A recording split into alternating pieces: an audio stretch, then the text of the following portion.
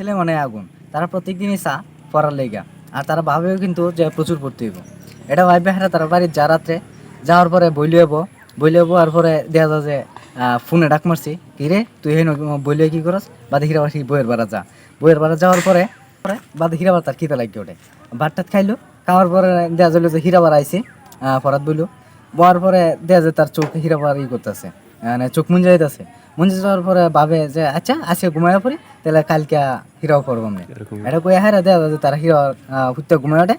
আমাদের এরকমই আর কি, তার দীর্ঘদিন জায়গা, কিন্তু পরীক্ষার দিন রাত্রে, আগের দিন রাত্রে তার এই অবস্থা।